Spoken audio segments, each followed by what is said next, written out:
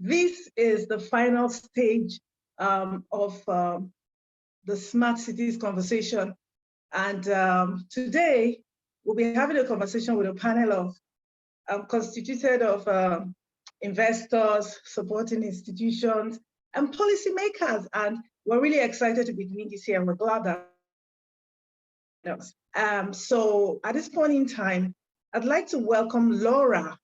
Laura to give us an overview of what's going on in the smart cities sector of Africa. Laura, please let me know you hear me and take it away.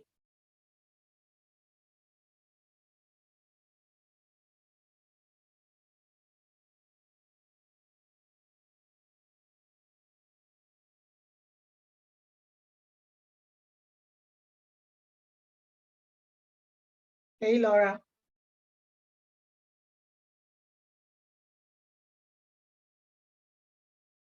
Okay, looks like Laura's dropped off from the call. All right, so let me go straight up ahead to introduce the Secretary General of ABAN, Fadila Chumba, who will be leading the conversation and driving the discussions in the panel. So Fadila, please go ahead. Good evening, everyone. I'm happy to be here with you today. I would like to first apologize because I will not be having my camera on. I'm currently in Cameroon and the weather is not quite pleasant. So we're having a lot of internet disruption. Once again, thank you very much for joining this session today. This will focus on smart cities, which is one of the webinar series we have been organizing throughout the year, leading into our ACES event in November. And this event is organized in collaboration with VC4A, supported by ADIPNet, as well as ABAN. So I would like to, first of all, I hope everyone can hear me clearly. Yes, we can hear you loud and clear. Well, to pretty much set the tone of this session this evening, I would like to highlight that some of the most transformative factors in Africa have been, or they still are, digital penetration, young working age population, and urbanization. And it has been predicted that within the 3 decades to come, the continent will be home to 2.4 billion people. This is more than doubles today's population, and the majority will be living in cities. And the proportion of Africans residing in urban area is set to grow to 20% in 2050. This will represent the highest urbanization rate globally, exceeding even that of China. Now, the biggest question is, how will Africa cope with booming urban population? And one of the solutions that has been proposed over time has been smart cities. And the term itself relates to the use of ICT to improve quality of life and city services. Smart cities also aim to be sustainable cities, and they are developed with respect to the economic, social, and environmental needs of the present and the future. And when we talk about smart cities, we pretty much include everything from smart mobility, clean tech, smart housing, access to healthcare, and access to food, and many more other things that will make the quality of living more pleasant across the continent. Well, so far we have also observed that countries across Africa are putting smart cities on their agenda. And these countries have launched a number of smart city initiatives. And these include Kenya, Nigeria, Egypt, Rwanda, Ghana, and Ethiopia, just to name a few. And at the same time, there are new species of startup with innovative product, which will boost the potential of urbanization, ensuring smart cities achieve inclusive and sustainable economic growth. This venture will unlock value at scale. And our main goal today is to discuss and exchange with key stakeholders within the African Smart City startup ecosystem. And it's my great pleasure to welcome Erasmus Mensah Akon. And Erasmus is the founder and CEO of Dupa Workspace, a skill development and entrepreneurship hub located in the western part of Ghana, Takoradi. I would also like to welcome Yemi Ngowe. And Yemi Ngowe is the founder and is the founder of Sustainable Cities Africa, which is a Botswana-based strategy service firm. And I would also like to welcome Jeola joining us from Abuja. He's currently heading or leading the team at Venture Park. And Venture Park is one of the African biggest player in the innovative entrepreneurship space with its headquarters in Abuja. And Venture Park is pretty much driving a community of hub, which is home to a number of startup and talent that are working to solve Africa's most difficult challenges. And the last person that I would like to welcome is Simon Guza. Simon Guza is an urbanist. He's currently leading the Future Benue Development Plan in Nigeria. He has led similar projects in the past, including the Future City, Nigeria. Simon is also a researcher with a focus on urban governance model. And without further ado, I will now immediately jump and ask various questions to our panelists. And once again, we're happy to have you on this platform and to exchange with us. I would like to start with Jeola. Within the framework of smart cities, we're seeing a number of new ventures that are emerging on this continent, pretty much focusing on solving the city challenges across various sectors. And I would like to know from your perspective and your experience, and especially working at Venture Park, what has been one of the key challenges in identifying those talent, those venture, and then supporting them to make sure that they actually reach their potential within the market they operate? Thank you so much for having me. Thank you so much for that question as well. So the challenges that are very easy to point out, that affects the identification of talents or entrepreneurs or startup founders building in the smart city space would be number one. The first thing is it's easy to just point out. I mean, everybody will just say, oh, funding. Funding is a major issue, right? Because you cannot talk about smart cities without talking about the technologies that power them. And so you talk about cloud computing, you talk about machine learning, artificial intelligence. There's a lot of hardware involved in building smart cities, right? And those hardwares are very difficult to come by. A lot of investors are not quick to write checks when it involves hardware, right? So you usually have challenges around that. Again, we also have a challenge of, because it's smart city, right? It's smart by technology. Technology evolves very quickly. You'd also find that the gap between the time it takes for people to really learn about these new technologies and to really have more hands solving this problem is very, very long. So we have a talent problem, to be honest with you.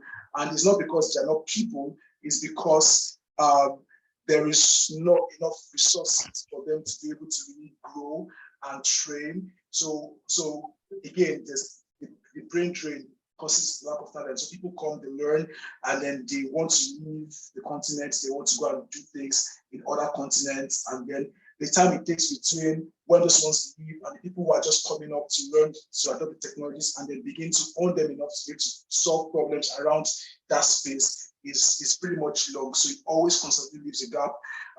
But from my experience, those two things are like the very major things.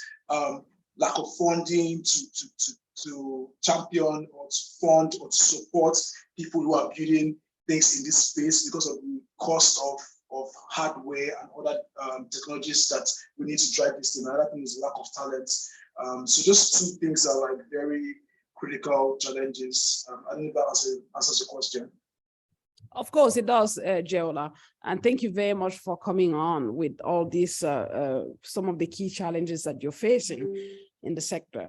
And I know that Emirates has been working tediously within the Ghanaian startup ecosystem in building those talent. We would like to hear from Emirates what has been his own experience within the market and how those startup that is working with doing right now.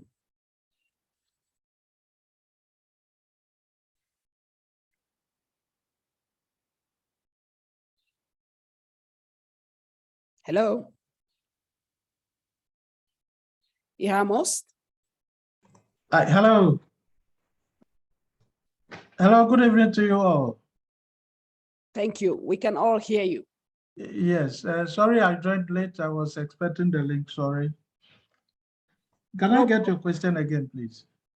I was just mentioning that you have been working as an incubator in building the capacities of the new ventures emerging within the smart cities sector. And we would like to find out more about your experience. Okay, thank you very much. And so far, one of the startups that we supported within the smart cities is an organization that works within the e-mobility sector. And the challenge has been they competing with the big giant in the industry, competing against Bolt and Uber currently within our catchment area has been a challenge for them. Because since they are the bigger players with all the finances, especially in the areas of Bolt and others giving discounts to riders who use their apps, these smaller ones are not able to offer such discounts. And then it makes their pricing very competitive and very expensive for them to compete. There's one of the challenges that we've identified, and it's affecting the local ones. All right. Okay, Emirates. As we discuss with the panelists, I would like to invite the audience to ask any question in the chat box. I would like to move a little bit more around when we talk about smart cities. I mean, there have been a number of experts who have been working on this topic for years. And this is where I would like to bring in Simon. Simon, you're an urbanist. You have been planning cities across the continent. I would like to know what is different today? Why should the planning of city be different? Thank you very much, Fadila. I hope you can hear me. We can hear you fine. Great. And so cities have always been where modernization takes place, where civilization has always taken place. And it's no different in African cities. Cities are places of refuge, and they're places where people come to seek enhanced livelihoods and to make something better of themselves.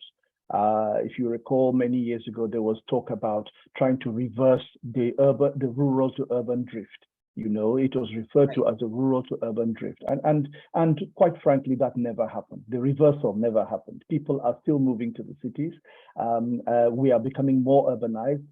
We are roughly 50% plus urbanized across Africa. And I think the same goes for Nigeria, where I have a bit more experience. And the fact of the matter is that there is a positive correlation between modern development and urbanization, always. There has never been a rural-based a modern economy. It doesn't happen. Modernization, growth, development takes place in cities. And so this is happening in Africa. The difference in Africa, the problem in Africa, the shortcoming is that because of the overwhelming poverty that prevails over a large part of Africa, we are developing these cities. These cities are occurring, they're growing in poverty. And with the the evidence being, slums. And so many people are moving to the city. They don't have a job, and there is no job waiting for them in the city.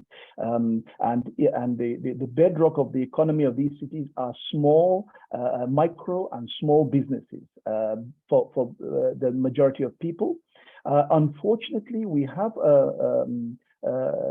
an investment system that favors those companies and those entities that are already very well established. Banks, as a rule, do not fund innovation, and that's why we look to angel investors and venture capitalists. We are hoping, and we believe that these are the people that will bring about the growth of these small businesses across the African cities that will make African cities to come out of poverty. So angel investors, venture capital, and the new economy, as we may call it, the digital economy, we believe is the future of African cities, because the prevailing model is not producing the kind of growth we're looking for. A good example,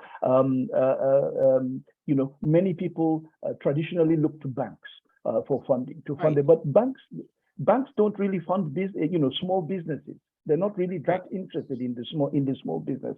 So banks, your banks wants to in Nigeria. A good example is, you want to buy treasury bills, you want to deal in foreign exchange. Banks do not fund the small business, and so the future of African cities is digital. It is smart cities, and so and in fact, I'm reminded of a report that was produced by the World Bank. I think it was 2016, called based on the Nigerian economy. It was called "From Oil to Cities," and this is talking about the transition from oil to cities. But I think we can update that title. It's not just to cities. The city in itself is not a replacement for oil, but we are moving from oil to data. And I think it has been said before that data and digital innovation is the new oil, and hopefully this is the future of African cities. Thank you so much, Simon, for coming on with such a very kind of insightful comments. And I would like to come back to you, Simon, a little bit more later on, where we'll discuss about policies. But now I would like to ask Yami to come here to pretty much jump on and talk a little bit more about sustainable cities. What do you mean? What do we mean when we talk about sustainable cities? And how does it pretty much reflect in our everyday market? Thank you for that kind introduction. And I think it's very important to jump off of some of the comments that Simon has just made. When you look at this issue of smart or sustainable cities, what you're effectively talking to here, just in simple terms, is you're talking to a very deliberate or intentional policy decision of government. Only a government can make this type of decision. Basically, what you are proposing is that you're sending out a very clear intention that you're going to leverage an integrated, holistic, measurable implementation framework, which basically says everything that's happening in the urban context. I'm using this policy instrument called a smart or a sustainable city as a driver of socioeconomic regeneration or transformation. So it's being very clear decision. But now what has been missing, and I think Simon has hinted at, where it's the difference. Africa is very different from everywhere else. And I think it's Southeast Asia really, which is the closest, and Latin America, which is the closest to us here. And that we're coming from a lens of poverty. We're not in control of our own design, of our own urban experience. We're coming in an environment whereby there's very limited opportunity to actually now drive this transformation. And this is a very key point, because when you're now talking to other smart or sustainable cities, that integration and that coordination, that holistic, you're saying, I want to be very clear about the outcomes that I want for this locality. I'm looking at the various thematic or priority areas, priority themes that are unique to this particular locality. So Lagos is not the same as Gaborone, is not the same as Lilongwe, it's not the same as Accra. They're not the same. They have different contexts. They're coming from different backgrounds. Now, looking at these priority themes, now you say, okay, what are you I think in your opening remarks you touched on it. What are the key drivers in that particular locality? So when you look at all these things, you're actually asking the question, but then looking at this thing, what now do I have to do? What are the priority projects? How do they interrelate? How do they interdepend?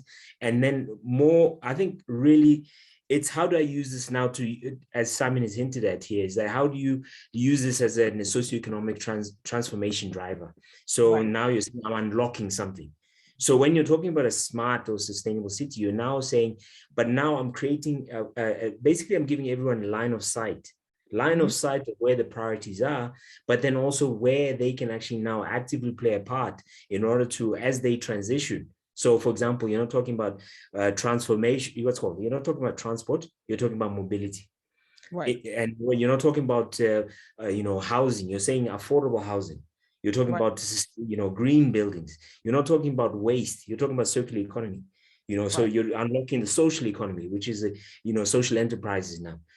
So the impact investment really has a huge role to play there, because obviously as social enterprises start to play a more prominent role in the unlocking of this economic opportunity, now they can actually, now there's line of sight to where the investment opportunities are.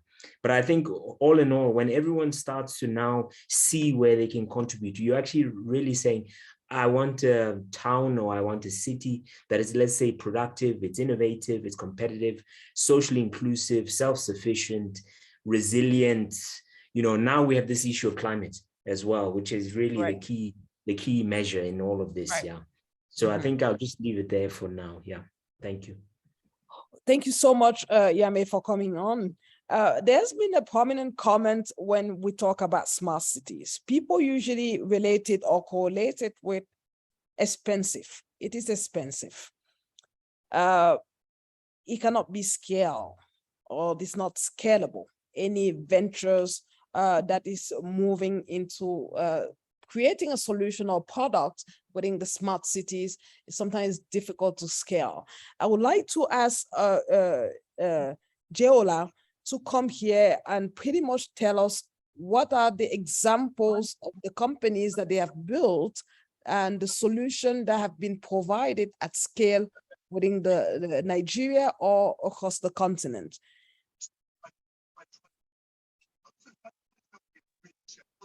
All right, so thank you so much again for that question. So when it comes to smart cities, the question is not about how so much about how expensive it is, because the truth of the matter is that if you compare whatever is being spent to the returns on the investment, what problem it really does solve at the end of the day, right? And that's the reason why we at Ventures Park and Ventures Platform Funds generally, Ventures Platform Hub, we do not see we don't consider it expensive, right?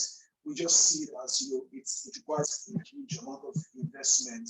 But we've done a couple of investments, recently a couple of checks, around mobility.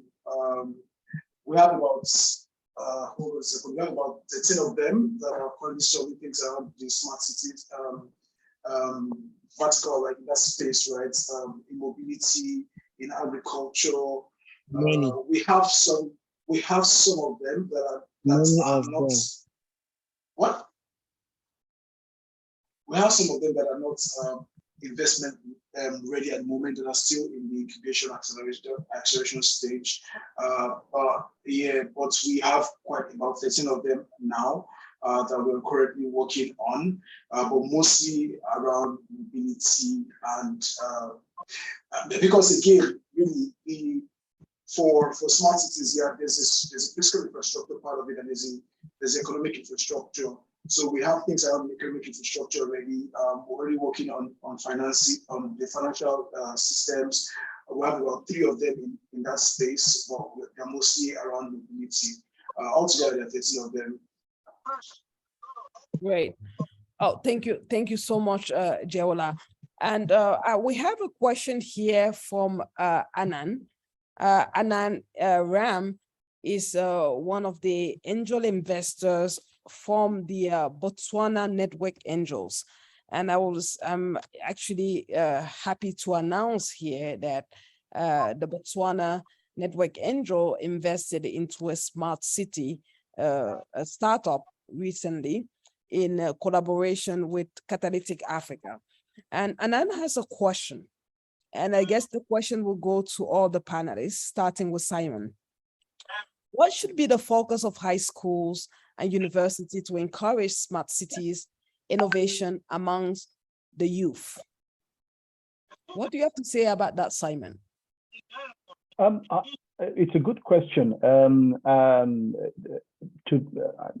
I'm tempted to say it's an obvious question, but what has happened is that just with the introduction of mobile technology, for instance, something as simple as mobile technology, and I'm talking about Nigeria because Nigeria was not considered to be a viable space at all for the investment in this sector until it finally came in. When it came in, it was taken up at such a huge level, it surprised everybody.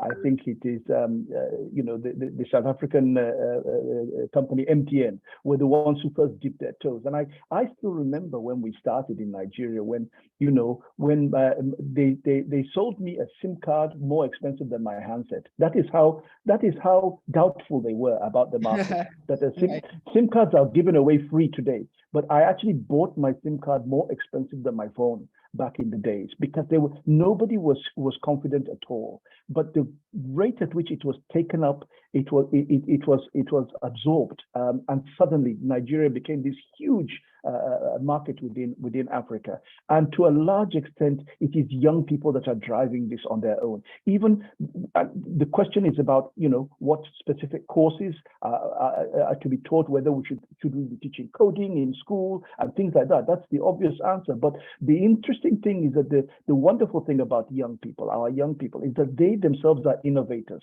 Give them access to the service, give them access to data, give them access to be able to network among themselves, and they will come up with the solutions within themselves. And that's what I do love about the energy of youth.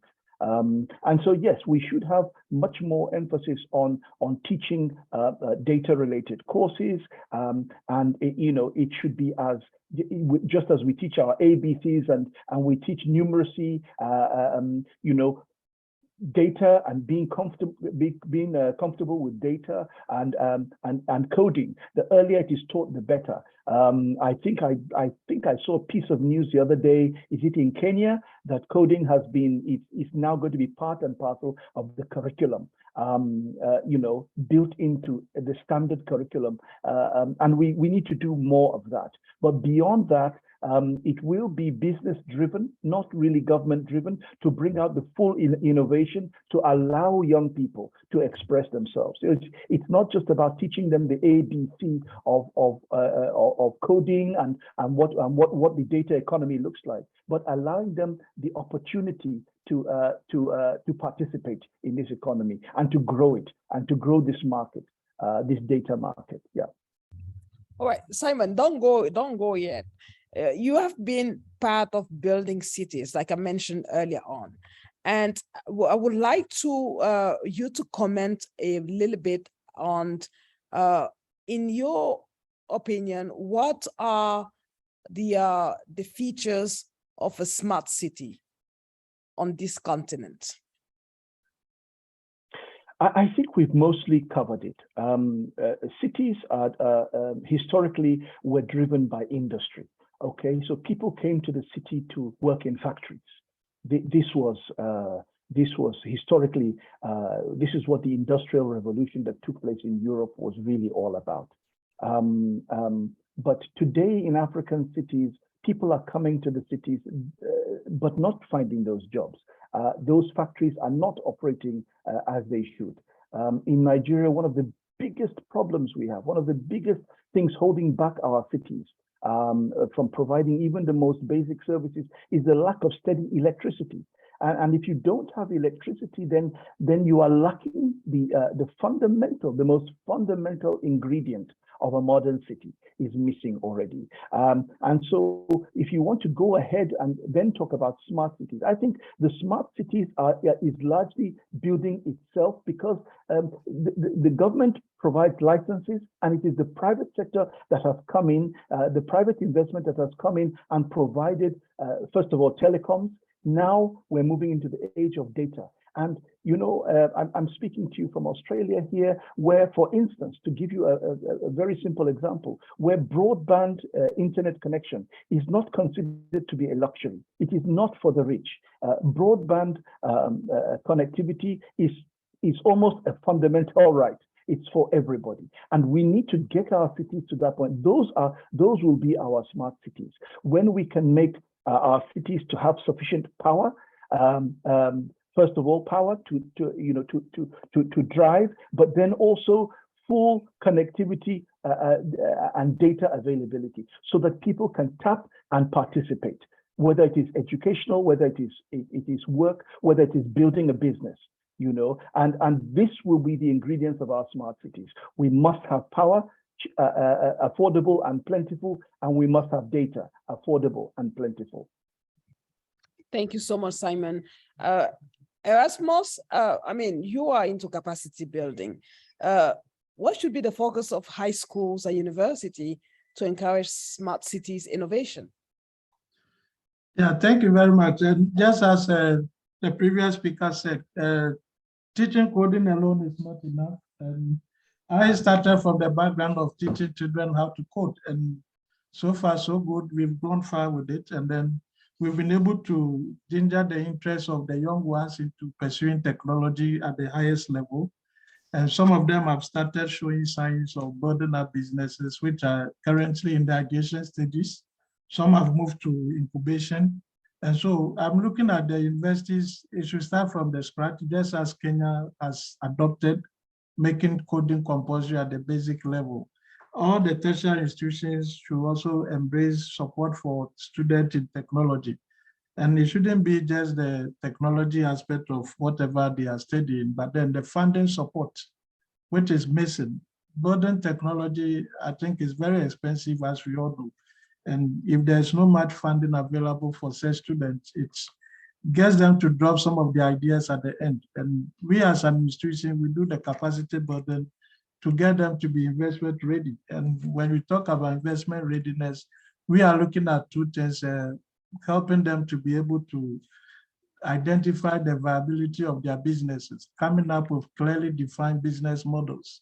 It's also something that has to be taught, not just teaching them the technology, but then the investment readiness should be taught right from school.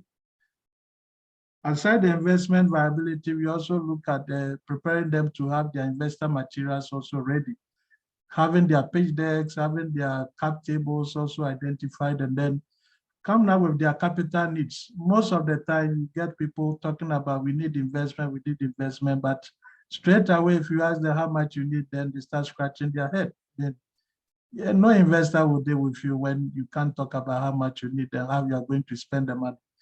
What is in for the investor? All these things I think should be taught right from school. So right from school, you come out and then you are investor ready, you have your idea, you start working, rather than leaving school and then coming to look for a job. So for me, that's my take, helping the student to build viable business models right from school. Thank you so much, Erasmus. Jeola, venture capital. Do you look up to university as a source of your pipeline? You see, I'm really excited that you asked this question. Thank you so much, Fadila. Let me quickly mention to you that I have a very solid background with the African education space. My prior engagement before joining Ventures Park was I ran a university-based incubator called Hebrew Startup Lab, which is the second ever in the whole of Africa, and of course one of the leading university-based incubators in Nigeria. One of the reasons why it was initially I was teaching entrepreneurship, I was teaching innovative entrepreneurship in the university. One of the reasons why we had to advocate and press the management of the university to set up a university-based incubator is, see, curriculum or content creation, curriculum creation is still very much flawed. In Africa, generally, not just in Nigeria, but across Africa, we still have major problems. That's the reason why we're celebrating Kenya for adopting technology or coding as a very compulsory course, which is supposed to be a no-brainer, right? Yeah, but it's not just about the curriculum development, it's also about curriculum delivery. Who are those who are delivering the curriculum? When you have someone who's never written a line of code in his life before, or because it's now compulsory for him to teach coding, is reading the coding from an exercise book or from a textbook, and he cannot even explain what he's teaching to them. There's a problem there. Beyond all of this, that's the curriculum development and the curriculum delivery. There's also a problem. Availability of an opportunity for these students or these people in high school or universities to be able to practice what they learn. And that's what made us advocate for the creation of university-based incubators. So universities, tertiary institutions, even high schools should begin to look beyond just having curriculum. After all of that has been said and done in the classroom has been done, what happens next? I've always maintained that entrepreneurship or innovation cannot be taught in the classroom. What are the other things that you're putting in your curriculum that will ensure that whatever it's you're teaching, it becomes a part of them? I remember that I wrote an academic paper sometime about 2 or 3 years ago that talked about how to teach entrepreneurship to children in K-12, using Monopoly and games like that to make entrepreneurship a part of their lifestyles, right? So if you talk about the things that universities and tertiary institutions need to do, we need to begin to look at this from a holistic point of view, looking at curriculum development, what really needs to go into the curriculum. I've had several issues, even with the regulatory bodies, talk about, I'm not going to mention them, but I've had several issues trying to justify the reasons why things are supposed to be in our curriculum in 2022 that are not there today. So that in itself it's a major problem, right? That in itself is a major problem. And then when it comes to delivery, how can we solve the issue of curriculum delivery? I think that the private sector, the industry needs to come and rescue the academia. And this is the truth. I think that the academia needs to give an opportunity for the industry to come rescue them. So other than just wait for corporate social responsibilities from the industry to come build physical infrastructure in their space, can you say that? Can you send your resource? Can you send your experts in your companies to come be resource persons to deliver certain kinds of content to these students to help them to further develop and better understand what they've been taught in the classroom, right? And that's why I'm so excited, because I mean, University of Abuja and Mewa University in Abuja as well, they've reached out to me. They've come to Venture Spark to say, look, guys, we want to solve this problem. We don't have the capacity to do it on our own. Can you come? And so we started already. I started with University of Abuja. We're signing the MOU with Mewa University in a couple weeks from now, where we'll be helping them to teach innovation and to support them, and also actively looking for people who are solving problems or people who have the mindset to solve problems that we can support right from when they're in universities. Because again, like I said, I ran the university-based incubator for over 5 years. And what I discovered was when these students come and with their bright ideas, we provide all the support for them, the academic work, the curriculum of the universities is already so choked up, it's already so focused towards having a first-class degree, teaching them all the things that, in my opinion, they do not necessarily need. They're teaching them things that, imagine that your curriculum is still teaching them about how to code with Fortran, COBOL, and they're talking about 2022. And you're asking, why is this so? And they're saying, oh, this is what we got from NEC, this is what we need to do. And you know, it's a major challenge, right? So universities need to go back and just sit down and look what they really want, and then by themselves press for what they need to be able to deliver quality education. And quality education would involve being able to train these students, both in high schools and in tertiary institutions, on how to, first of all, use these technologies. Like I mentioned when I first spoke, there's a lot to unpack when it comes to the issue of smart city, the technologies that are involved, artificial intelligence. You're talking about machine learning, we're talking about cloud services and all of those stuff. You need to understand how these things work. You need to understand the importance and how all of these things can work together to create the bigger picture, which is the smart cities that we're talking about, which is to make life easier and more comfortable for everyone around them. Right. After that, yeah, and then the question that you initially asked, do we look direction to universities? Of course, we are desperately looking for startups from universities. As part of my responsibility, I tour universities. I'll be in Covenant University in about a month's time. Going across Africa, going to universities across Africa to, first of all, try to encourage innovation in these universities, and then to look for the ones that we can invest in. Because again, 4 out of our portfolio companies, out of the 78 of them that we have today, were gotten from the universities. And one of them is in the agri-tech sector, that's Tribe Agri, from the university, right? And then we have like about 4 of them today. And we think that there's actually more opportunities in the universities. These minds are still very innocent. When you find them from the universities, you don't have to worry too much about how they feel, because I mean, they're still pretty much with their parents, their minds are still very fresh. They don't have the pressures of looking for a job or making ends meet while they're still building what they're building, and all of those stuff. It's just very easy. What I think is the major problem or the major blocker is, first of all, introducing these children or the students into innovative entrepreneurship early enough, maybe from the undergrad level, from high school, and then secondly, ensuring that you are allowing the private sector, the industry players to come rescue. And I'm saying this, I mean, at the risk of sounding like, at the risk of sounding like the savior. We're not coming as saviors, but we're saying let's partner together, because we know these things, we interact with these systems every day.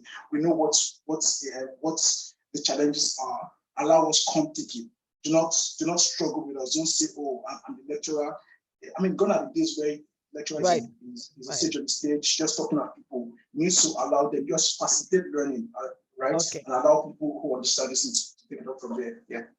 We're going to come back to that a little bit later, Jeola. We have a question from Nisak Slay.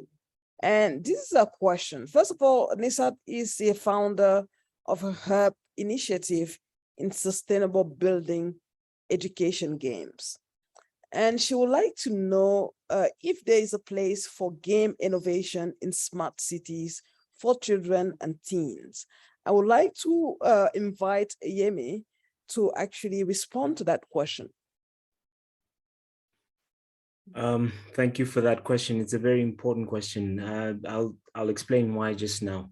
I think this almost ties to the previous question, in the sense that where can universities or these private tertiary institutions actually play a part in promoting sustainable cities or smart cities and in getting students prepared. A very important point, by 2050, globally, whether in a town or in a city, of all the entire population of the urban population, 60% will be under the age of 18 by 2050. That means children.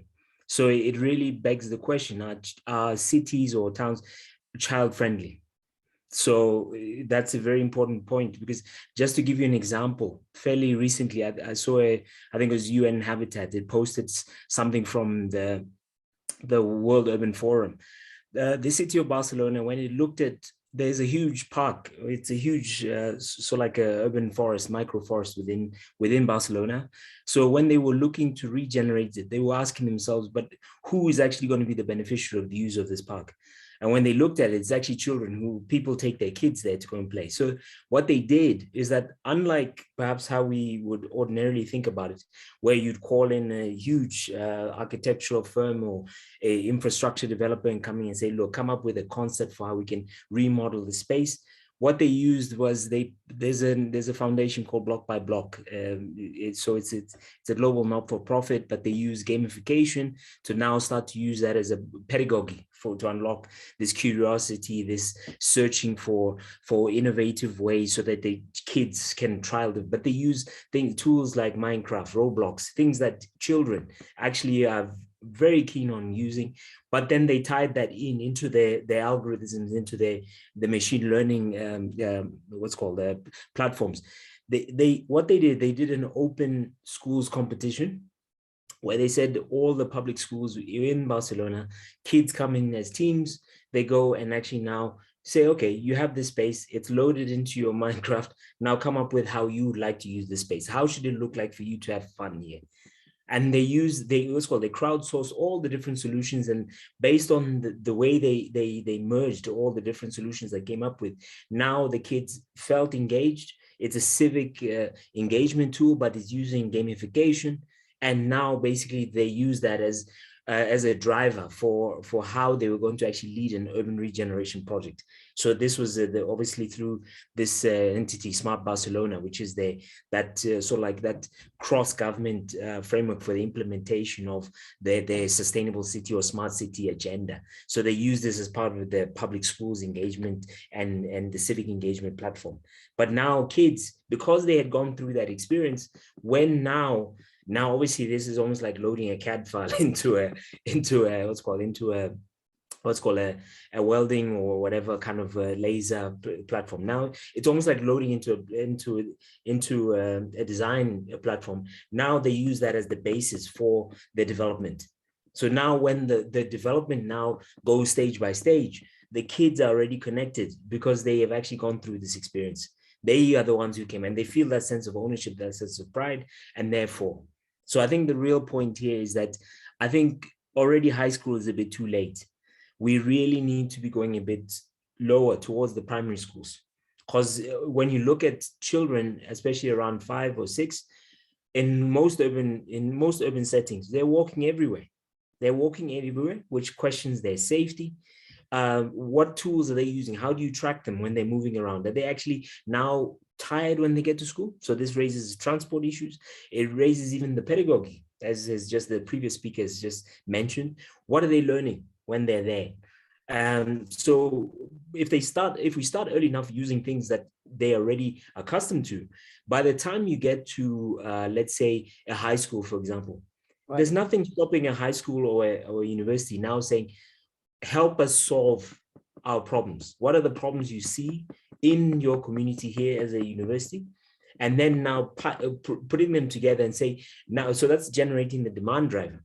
Now, all of a sudden, the children now, whether in high school or in universities, while they're still in undergrad, they are the one now solving. It's almost like open design challenge, but using the sort of like the project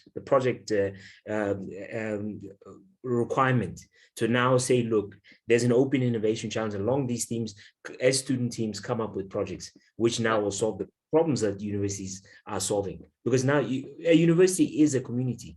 So there's nothing stopping it from actually coming up with the open or design challenge that these kids can actually solve, so that they have practical experience, which I think, in closing, builds that almost that investment readiness that the other speakers have alluded to. They've already been, baked in terms of how you actually go about building an enterprise, getting those minimum viable products, all those nice things that by the time now they leave, they're already in an activated state for now those, creating the solutions that now attract an early stage or growth stage investor. Yeah, thank you. Wonderful, Yemi. Our session is very much coming to an end. But before we lead towards the end remarks, I would like to once again thank the audience today, and to also remind them that this session is brought to us by ABAN and VC4A in collaboration with EditNet. And one of the reasons why we are having this discussion today is simply because ABAN has launched recently a smart city cross-border angel network. And this angel network will put together individuals that are passionate, that are willing to support ventures that are emerging within the smart cities sector across the continent. And they will be investing together in this initiative. And I would like to thank all the founders that are all connected with us today, the policymakers and the policy drivers, some of which are our speakers, Simon and Yemi, who are actually driving those policies, who are building a system that will allow for the new ventures to strive. And I would also like to thank Erasmus from Ghana, who is building the talents that those ventures need in order to strive. And of course, Jehola, who is actually investing in those ventures. And we look forward, ABAN new network, to co-invest with you in those various ventures that you're already taking a lead on. I would like to invite the speakers to actually give us their last remark with regard to smart cities in Africa. And I would also like to invite other participants to also make a comment if they will like to do so. And I would like to start with Simon. Thank you so much, Fadila. Not so much the smart city per se, but I'm more interested in this idea of venture capital and this idea that we need alternative sources of risk money, people who are prepared to believe in African cities and believe in African youth in these cities. I think that is the missing element, and it is that belief. If we don't have it, if we do not put, if we do not put our faith and our hope in these young people, in their capacity for innovation, then we are missing a trick. I saw a statistic today that said that venture capital makes up just 0.2% of venture capital. The investment component is just 0.2% of the GDP in the USA, but it produces 21% of revenues. And so the leverage is huge. But we need people who are prepared to believe. We need people who believe in African cities. Thank you. Thank you so much, Simon. Jehola, you can go next. Yes, so thank you so much for having us today. So my own contribution is we'll just continue to work together. I think that a lot of people are doing great stuff in silos. I think that this effort by ABAN is actually very welcome. I think that if we continue to have these kinds of conversations, we can know who is building what, where, and we can find opportunities to work together to do great stuff. That's my contribution. Thank you very much. Thank you so much, Jehola. Yemos from Botswana. I think for me, what I would really like to emphasize here is that it's almost like running a business. It's not about what you do, it's about also how you prepare yourself to change how you think about what you want to do. So there's nothing, you don't focus on, when it's a business, you don't focus on the planning, you focus on now executing your strategic agenda. There's nothing different here in terms of reframing how we want to approach this leverage of smart cities in an African context. The real issue here is about now putting in place, taking a step back, reflecting, putting in place this almost like this viewpoint of an integrated, holistic, measurable framework that allows everyone to have line of sight. Once you have that, just like the previous speakers just mentioned, you now have a lever which now creates the urbanization itself now becomes a platform for socioeconomic regeneration.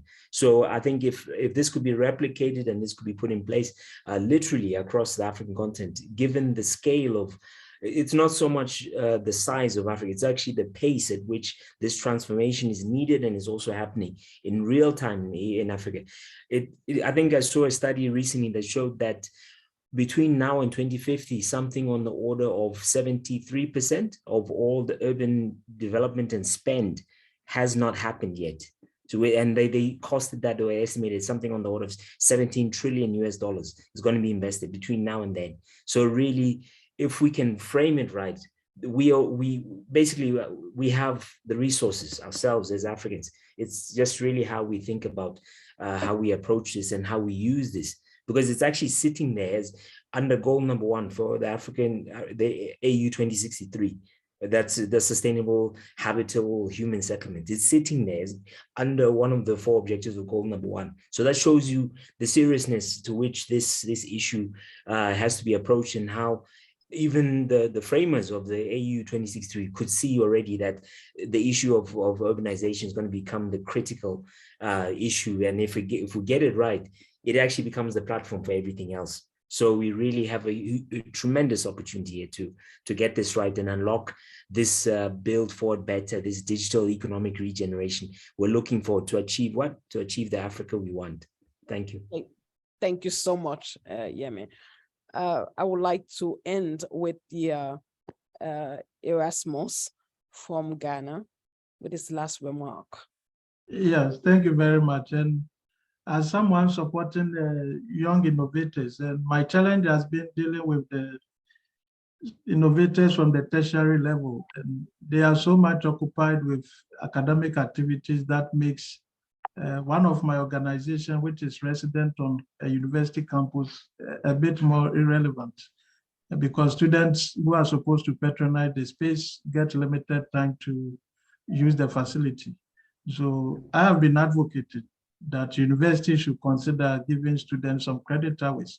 Students who patronize the hubs, students who have innovative ideas, and then they are being incubated by these innovative hubs, should be given some credit hours. And I believe we should champion such a course as well. Thank you. We'll turn to the audience. Does anyone has any question that he or she would like to ask to our speaker? Yes, we have a question from Nissan. You can come on, Nissan, or unmute your mic and introduce yourself, and go ahead and ask your question. Thank you. Hello, everyone. I'm Nisa from Tunisia in North Africa.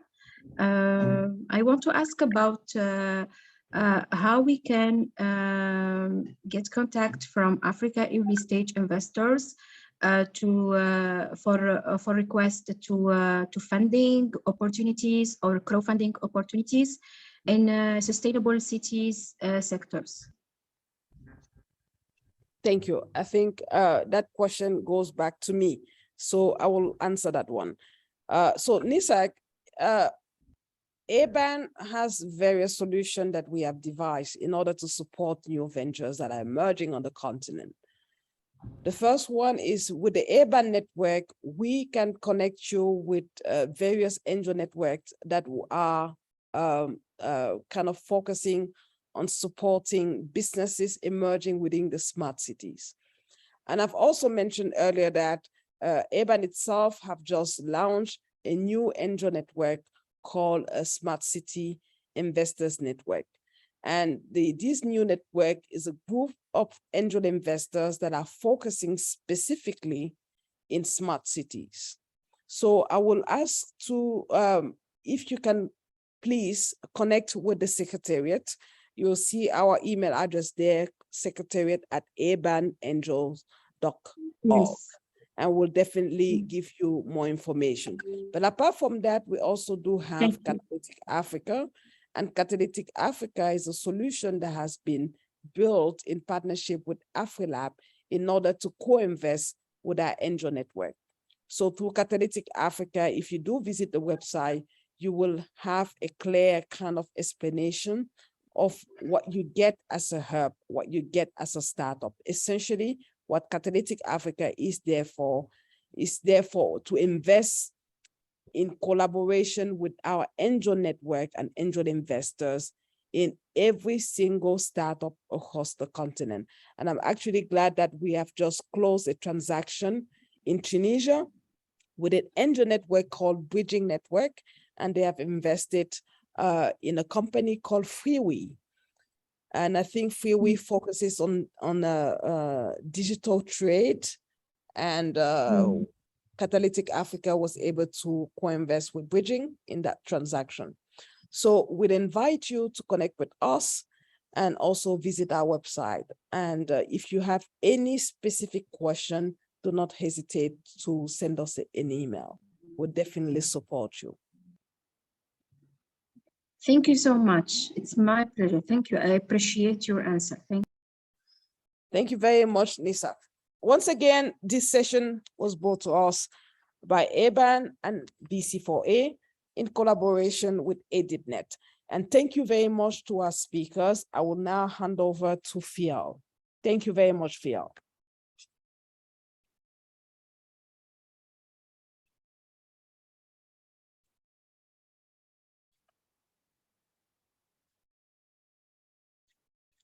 Hello, Phil.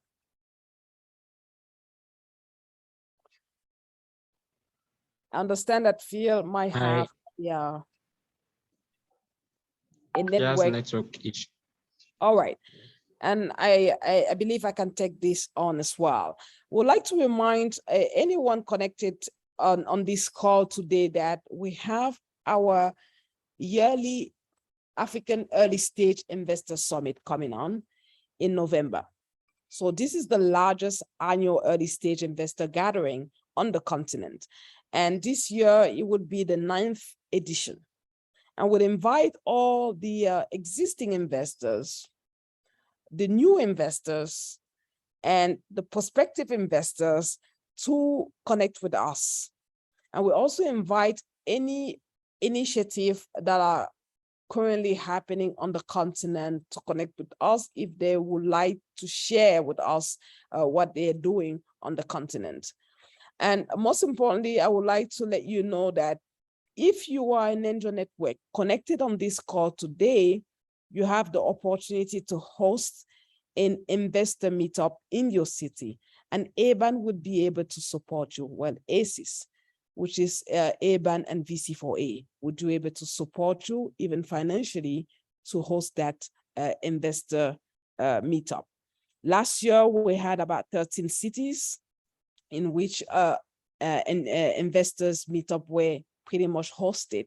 And this year we expect to host around, to have around 20 different cities with various investors meetup happening at the same time, just a day before our Africa Early Stage Investor Summit event that will take place online. If you do have any question with regard to ACES, please contact Natalie Miller. If you want any partnership, also do contact her. If you need any clarification, you can also contact the Secretariat at abanangels.org. Thank you very much, everyone. I wish you a pleasant evening. Bye-bye. Thanks to Shay and Jeffrey, ABAN team, as well as Phil and VC4A team for putting all these things together, and thanks to the participants, thanks to the speakers for coming on board and sharing the different learnings and experiences with us. And we look forward to building a smart cities ventures across the continent together. We will invest and will expect other members to build capacity. We also expect other members to drive policy, make it more conducive for the investors. Have a wonderful evening.